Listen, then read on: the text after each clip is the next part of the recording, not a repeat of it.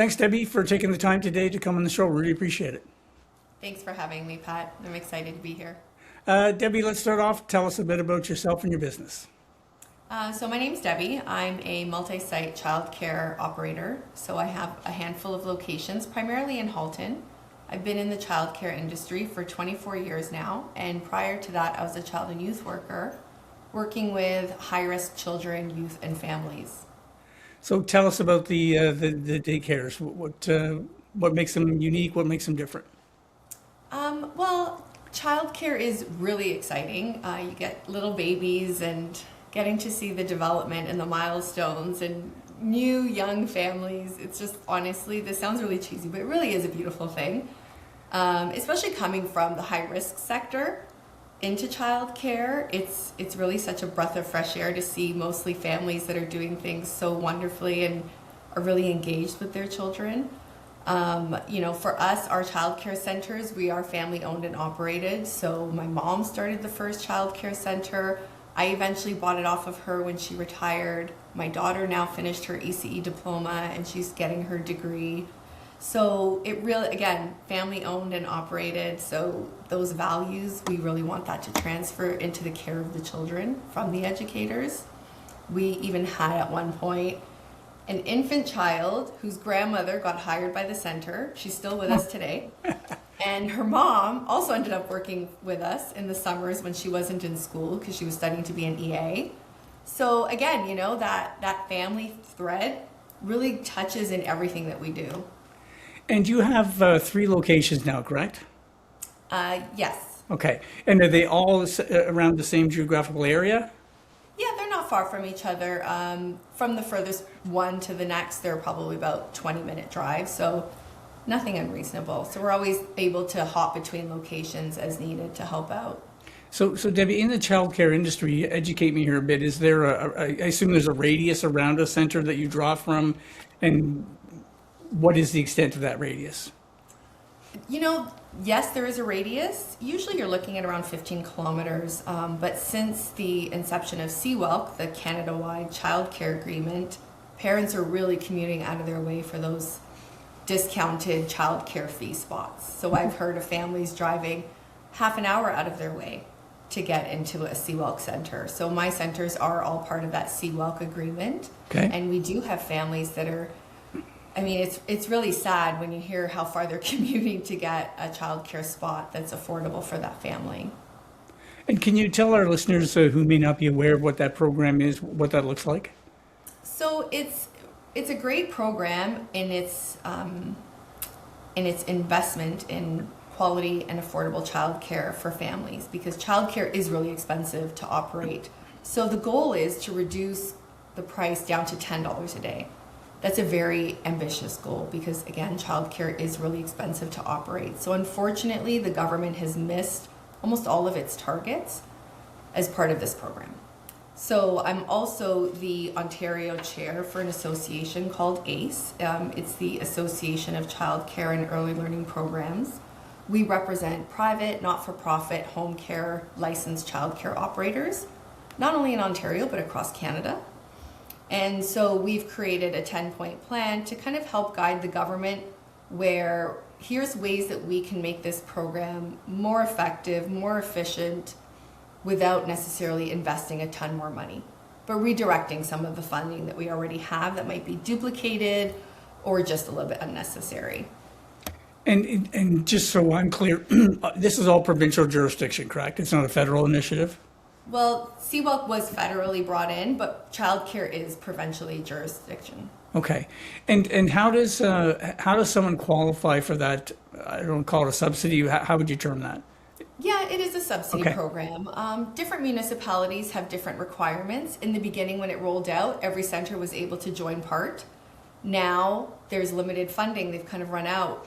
So it's only if funding becomes available that each region is able to expand. Some regions are only going to expand using a not-for-profit model.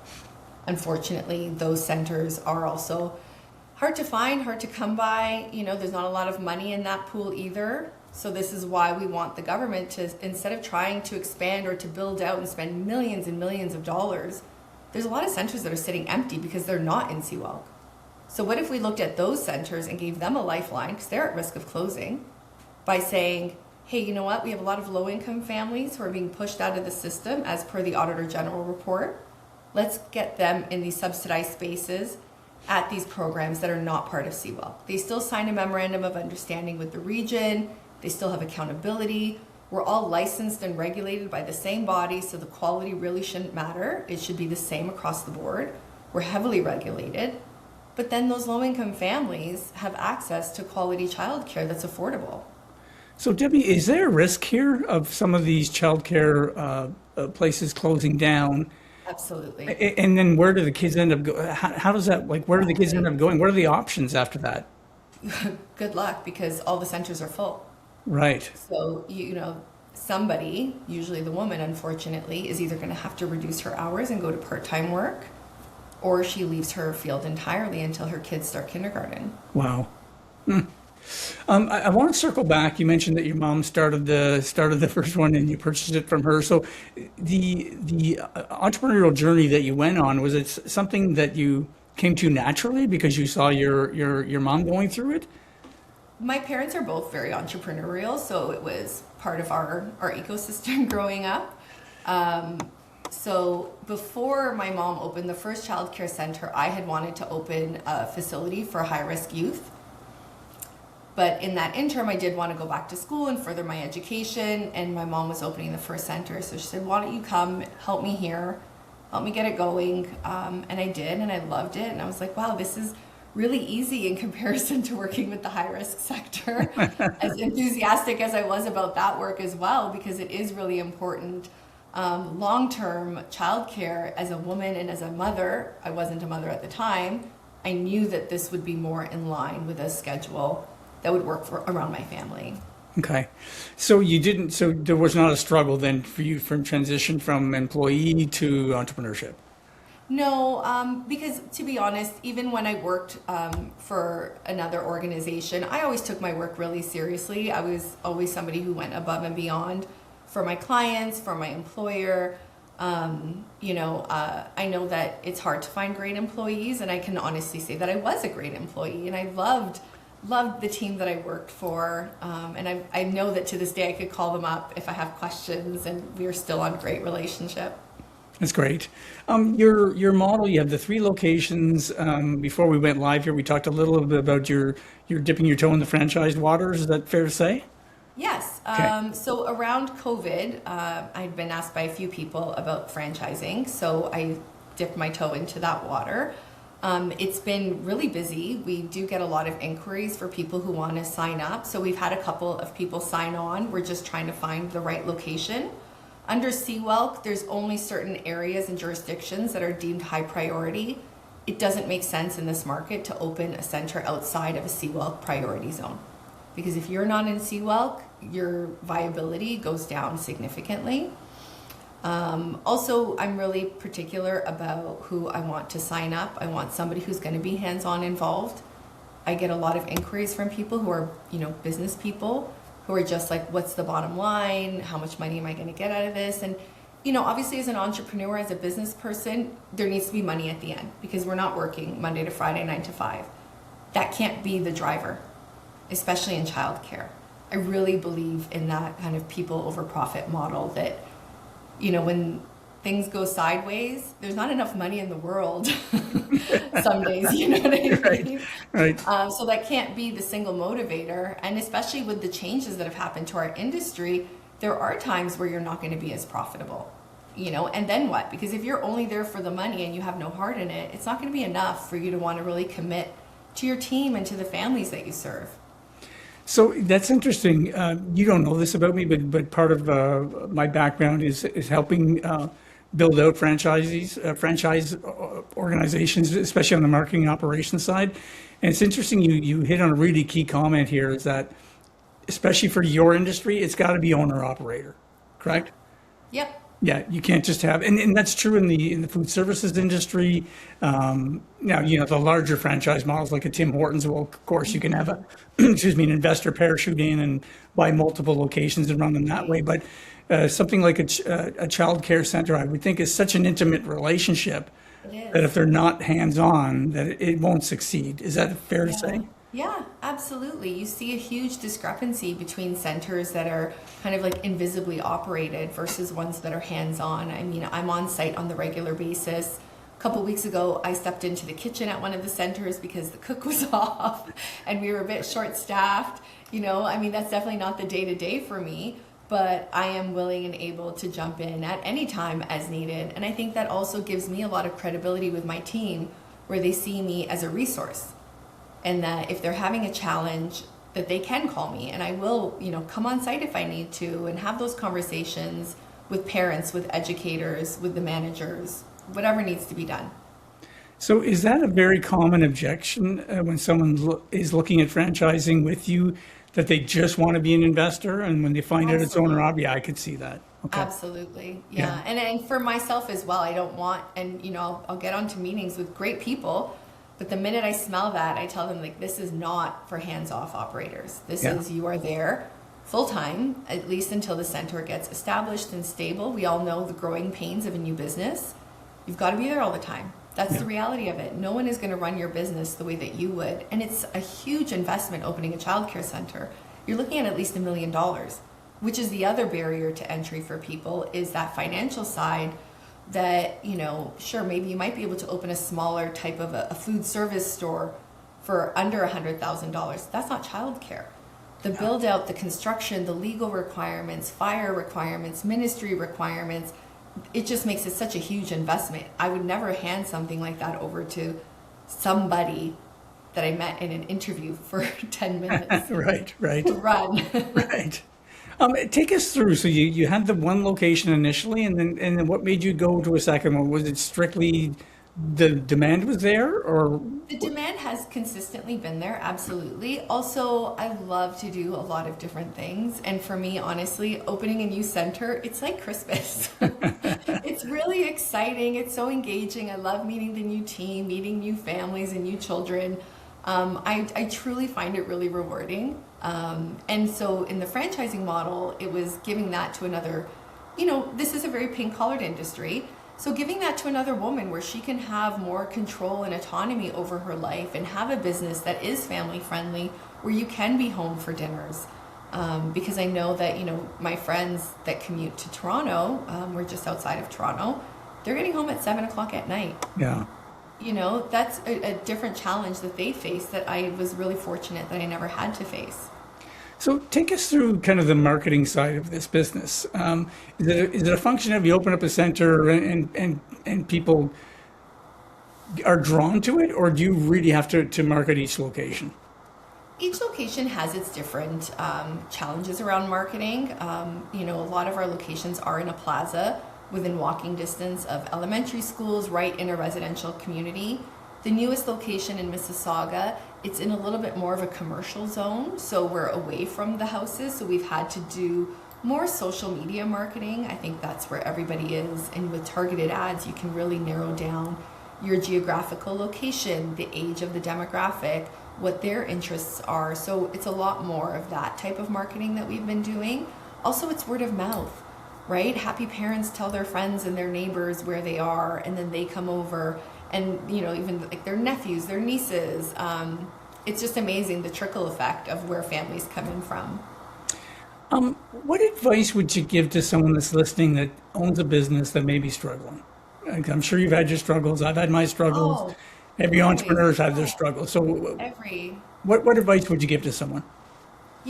number one is I always ask myself when I'm in a struggle, how did I get here? Where did I zig where I should have probably zagged, right? Because as the owner, unfortunately, we are responsible for everything that happens in our business. So that self-accountability, I think, is really important, and that reflection of how did we get here? And then the second of that being, how do we get out of here now? Right? Because if we're not doing that reflective piece, that same mistake is just going to keep happening until we've learned our lesson and we learn, okay, we need to shift and move in a different direction or whatnot.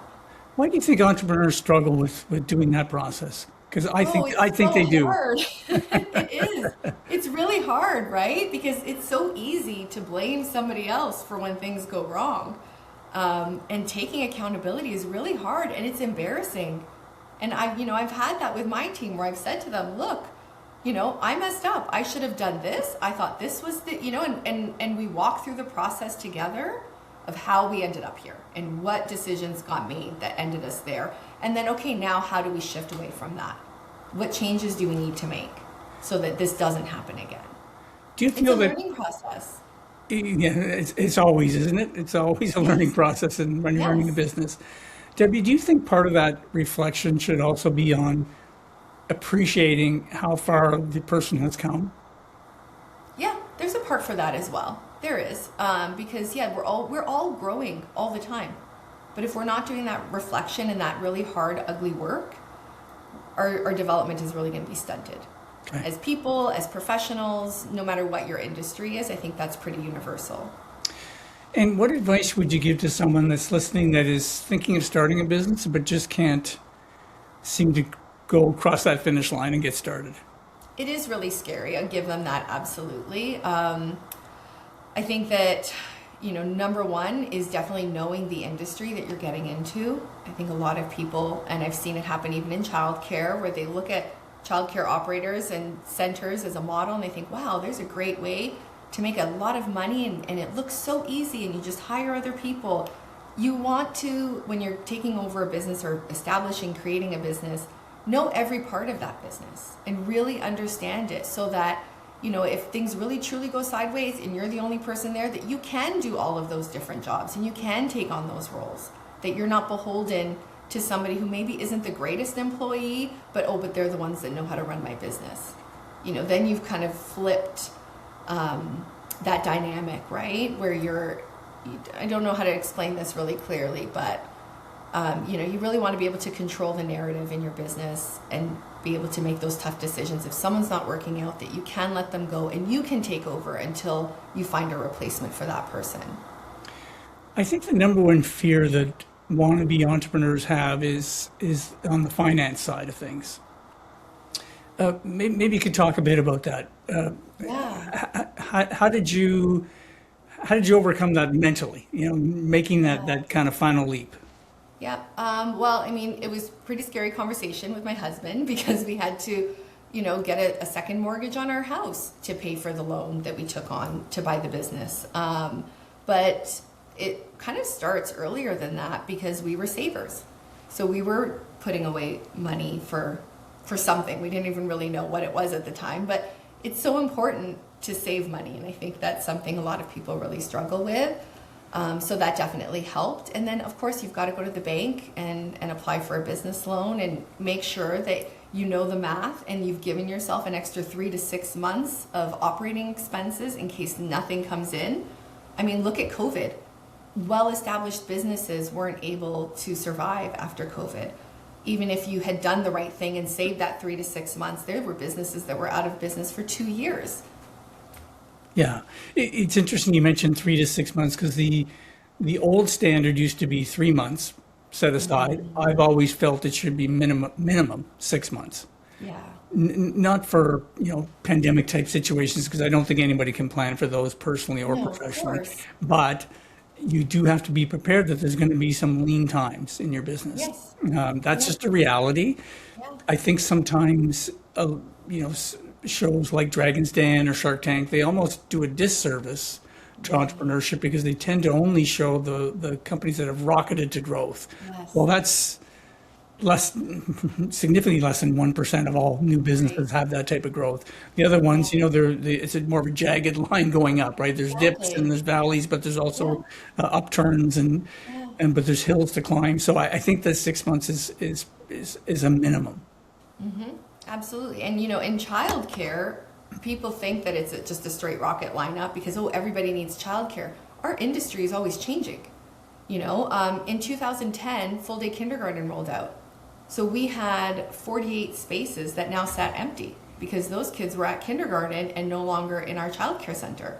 So we had to shift and pivot and turn those rooms into a preschool room, into a toddler room, get the room relicensed because you have to get approval from the ministry to do anything to these rooms, Then we used to do before and after school care, and in around 2017, the government put that into the school system. So again, we lost all those children. Well, now what? Then we put in infant rooms, and then the government said, oh, you know what, we're going to give moms the option to stay with their babies until they're 18 months old. Well, now they're not an infant anymore. Things are always happening that are out of your control, and you've got to be prepared. It sounds like, especially in your industry, it's so much of the government regulation that comes into play or gets taken out of play has such an impact on your It really on does. your industry, doesn't it? Yeah, it really does. Yeah. Before we let you go, Debbie, where can our listeners find out more about your childcare centers? Online, littlekidsdaycarecenter.com. We are in Oakville, and we have a new location in Mississauga at the QEW in Winston Churchill in the Sheridan Park area. And I know that they have some spaces still available. But yeah, we're always here to help families, and I always try to be a resource to other operators as well. So we always look forward to hearing from people. Great. Thanks so much for doing this today, Debbie. Really appreciate your time. Thanks for having me, Pat.